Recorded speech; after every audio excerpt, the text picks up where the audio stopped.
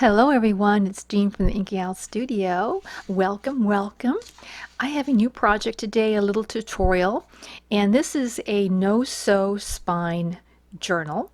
I don't know who invented it, but the first person I saw that did it was Amity Bloom. Pronounce that real fast. And I'll link her video down below. But I've seen other people do it as well with different variations and everything. And it was kind of a fun little way to put a journal together without having to worry about sewing it into the spine and everything like that. I like the look of it. It's a unique look. It's a very scrappy uh, type of look, and which actually is quite popular now, is just having layers and layers of all kinds of interesting papers on your pages. And that's the kind of look it produces. So I'm going to show you how to do it. Now, this is something that's easier picked up when you do it than just to see it, but I will demonstrate the basic principle here, and then I will have a fast video, a sped up video showing me just putting a whole bunch together, just to kind of give you a little bit more introduction to it. And then I will come in at the end and we'll just talk about things I learned in doing it. So anyways, basically what it is that you are connecting the papers together as you go along. So you'll want to gather your papers together, and it's probably good to right away have an idea what your covers are going to be, or the size of your covers. So for my journal, I ended up using, and you'll see a little bit further on, I ended up using food boxes and cutting it to the dimensions I wanted. And they were sort of my guide as to how the size that I wanted my papers to be. It's just helpful to kind of do that at the very beginning before you start assembling your papers. And you'll want basically double-sided paper is, of course, that's usually what we use anyways in our journals.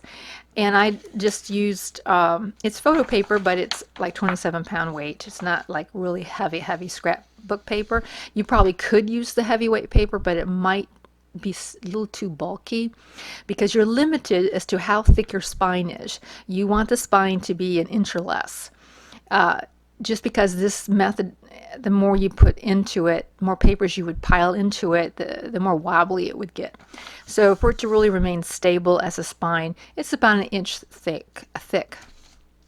So you start out and you take your one page, right? And then you'll have to, okay, besides your pages, you're also going to need a whole bunch of strips. Now, this is so funny because when I went to my scrap pile of my scrap paper, I had hundreds of these, not hundreds, but I had a whole bunch of strips that somehow I collected from cutting things off, you know, down to size or whatever. I just had a bunch of these. And I've often wondered, what do I do with all these little thin strips? So if they're at least 1.25 inches, I don't think I would go any more narrow than that, but if they're 1.25 inches up to 2 inches, then it's perfect for this particular project. So if you don't have any strips, then of course you'll just, you know, cut a whole bunch off out of another piece of paper. And the more variety they are, the better, in my opinion. So you'll need a bunch of those. So so I'm starting out here with a double fold paper. Now you don't have to have a double, you can do these all with single papers, but I have a double fold here and I have a single here. Now you could connect all double folds, you can connect all single folds. The process is pretty much the same. So you'll take one of your connectors. Yeah, I'm being picky here what I'm doing. Take one of your connectors here. You're going to cut it to your, now the height of the pages, I found out in the end, it's better that they're pretty close together rather than farther apart. Within an inch, within a half inch, height-wise. Otherwise, you kind of run into some difficulties, and I'll explain that at the end here. So they need to be pretty close, but even so, you'll want to take the shortest one, and you will cut your paper to that, because if you're using scrap paper, perhaps they might be off 1/4 inch or whatever. So you'll want to, like you can see here, this paper is just slightly shorter than this one, so you'll want to measure it to the shorter piece. You're going to fold it in half, like so. Give it, you know, a bit of a burnish.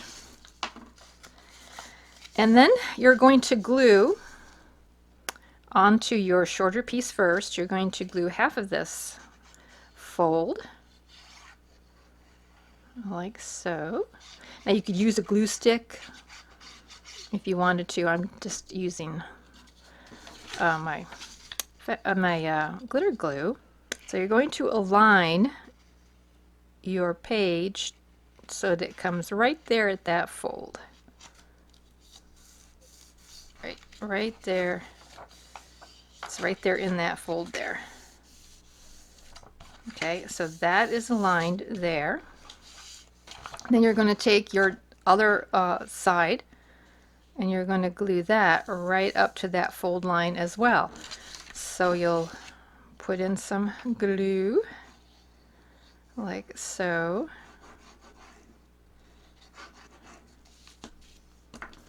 And it doesn't matter which side you do. You could put the strip down this way or do it under, however you want to do that. And so this one I'm going to put right there in the middle of that smaller one. And now when I fold it, I want all these edges to be very as flush as I can make them. And so now I have connected my first 2 pages together. You don't need one in a double fold. Of course, you don't need one there. But now you're going to need to connect your next section. Now you don't always have to use a strip. You could take the next paper and make a hinge with that one. So you can just fold it over a little bit like that. And you can go ahead and glue that right onto the next paper.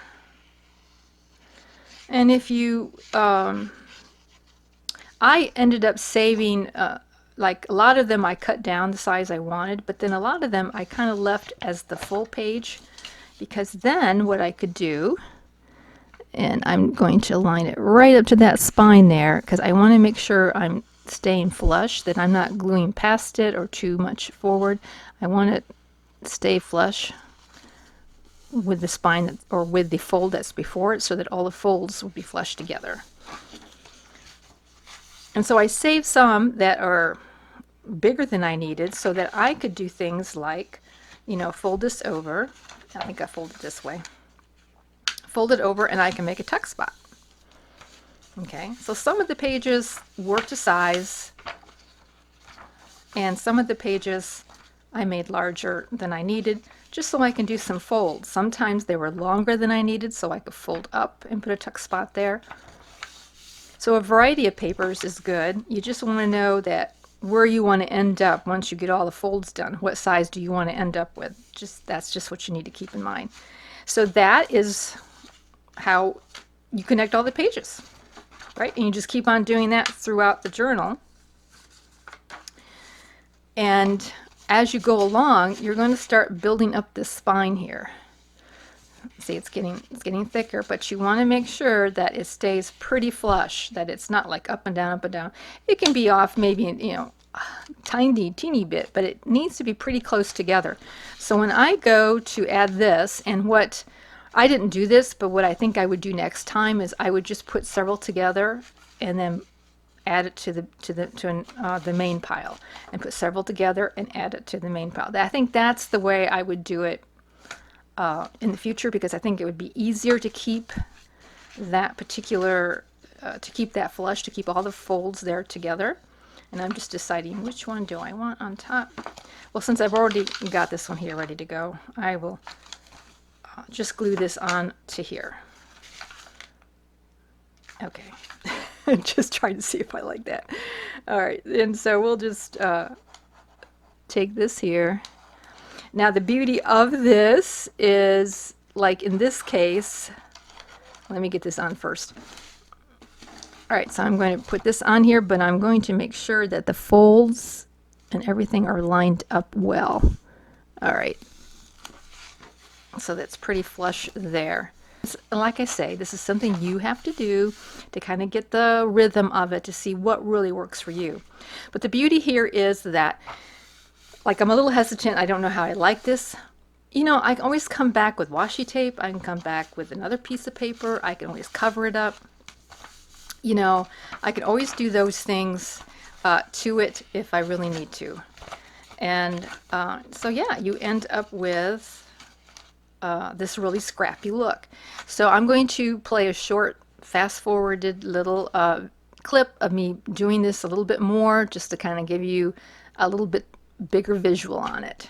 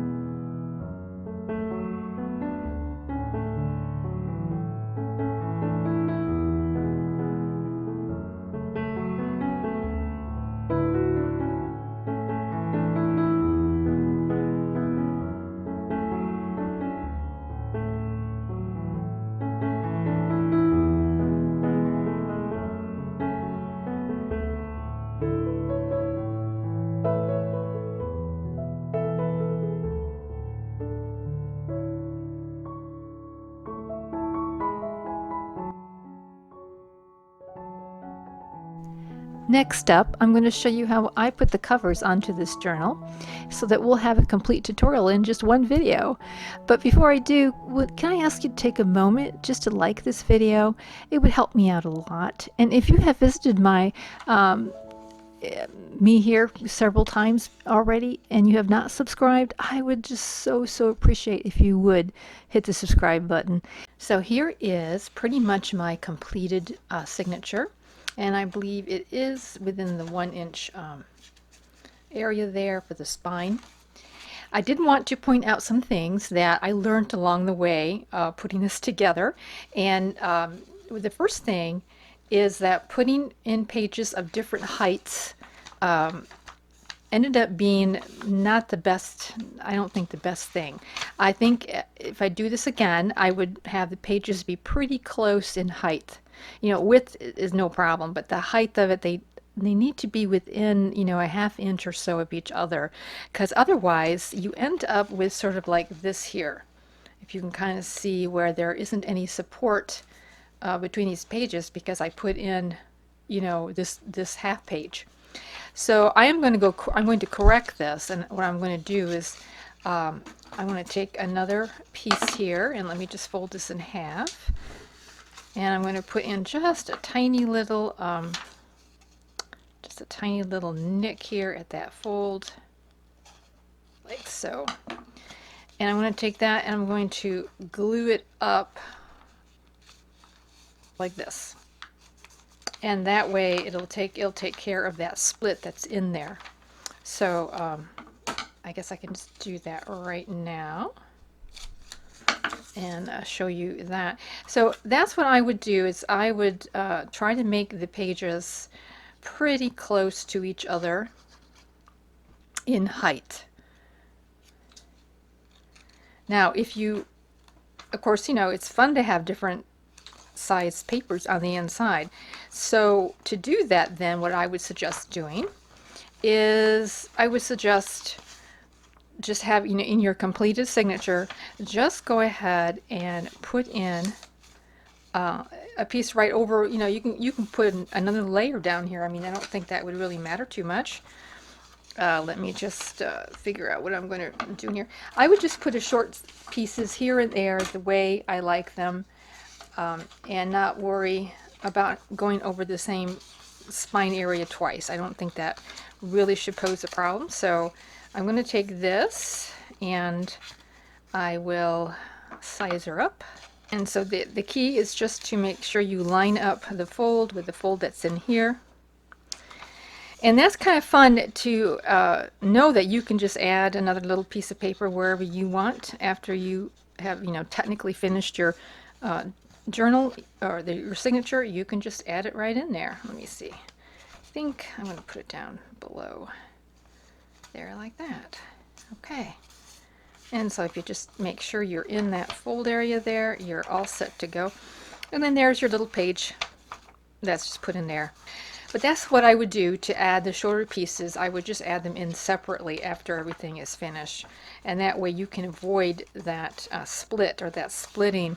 Like here's some splitting here, so I'm going to have to put these two together. It's just structurally, I just found that might be the better way to do it. Now to put envelopes in here, and where was I going to put an envelope? I know I saved it out. Here it is. To put envelopes is pretty much the same way, is that I'm just going to do it just like I did the short piece of paper. I'm just going to glue this onto here and then glue it into the middle or into that fold in my journal. So that's a way you can add envelopes. That are some tips that I wanted to put out there for you.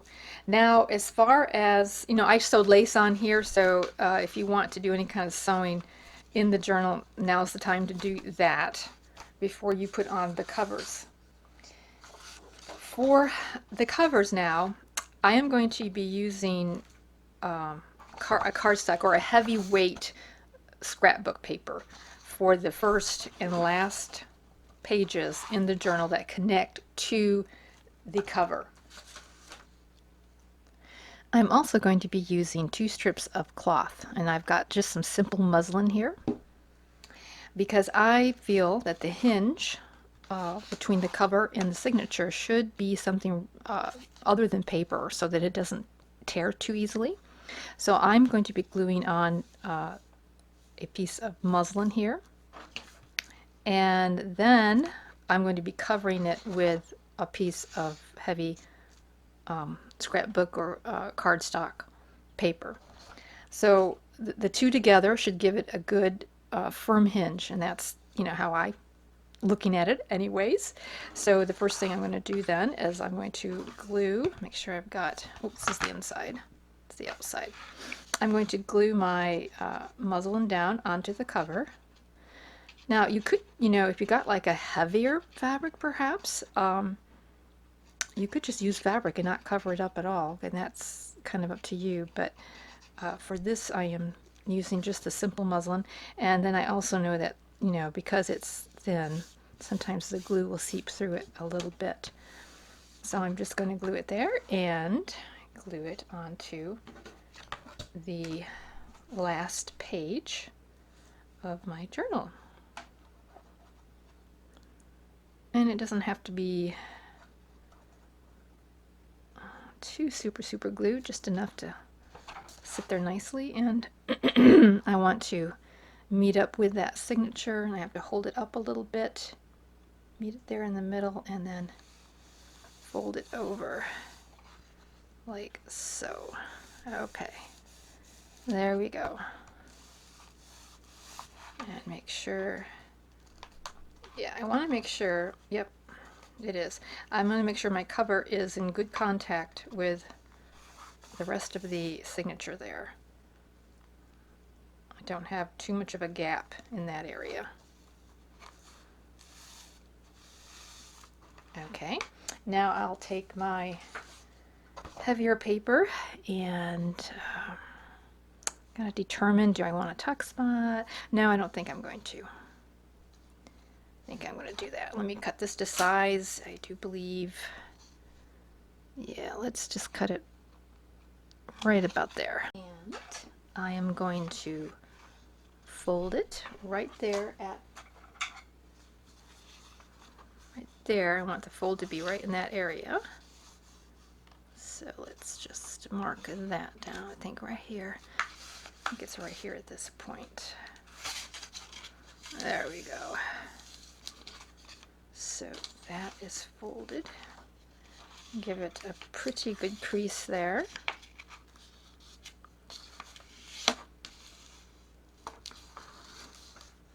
All right. And let's see, let me make sure that I got, all right, so I want, I see I have two different sizes of paper here. So I wasn't thinking about that. So I want it to be the shorter one. That's the one I want it to be matched up to. So I guess we better cut this off right along here. There we go. Yep, this is what I want right here. And so this will give it even a little bit more sturdiness than the cloth. Okay, so I'm just going to glue it all in there. I might on here just glue it to leave room for a tuck spot. I think I'll do that. But on this side, I'm going to glue it all the way, just like this here. I'm going to glue all of it.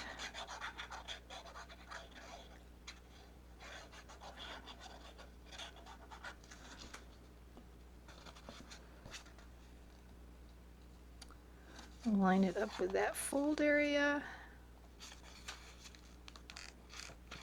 There we go. I'm going to glue about a ½ inch right here. So all of this is just to secure that hinge or that fold place so that, you know, it doesn't tear. And then I'll go and do that along here. There we go. So we have a bit of a tuck spot, but we also have that secured up. Okay.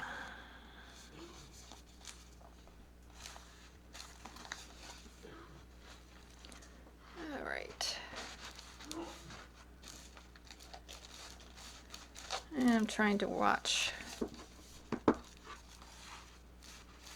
trying to align that spine up this way. Okay, looks like I can cut off a little bit down here. There. Just cut that off. All right. So now I have hinged this together and I still have a little tuck spot there that I can use. All right, so that gives it a nice secure fold there. Yeah, didn't put enough glue there. There we go. There we are. And I'm going to do the same to the front one. Much better. Okay, so essentially the little journal is put together and it's all ready to go. Now the only other thing is that, you know, we have this here in the back, and it is, I have to say, oops, it's a little on the unattractive side to see all this here. But all you got to do is just take either some lace or some cloth and go over the spine. So let's do that. I am so sorry, but I didn't hit the record button when I was gluing on the lace. But this, you know, is pretty self-explanatory. Just glue it on each cover and you'll just hide all of that spine stuff that's going on in the back there. And so this is the completed little basic journal. I think what I'm going to be doing is using this really beautiful painting here and putting that on the cover.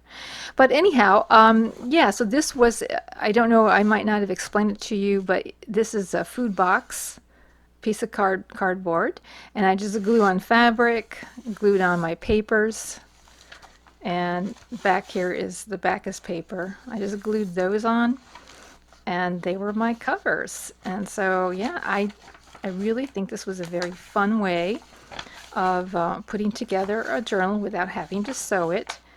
And there was a lot of freedom in here because I didn't really worry too much about what papers I was using. I just gathered a whole bunch that I liked, and yeah, ended up with this little scrappy look.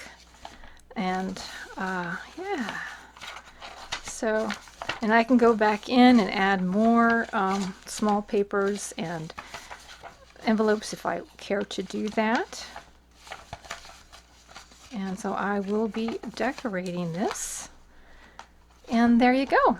So thank you so much for viewing. I really appreciate all your support, and I sure hope you have a great and crafty day. We'll talk to you later. Bye.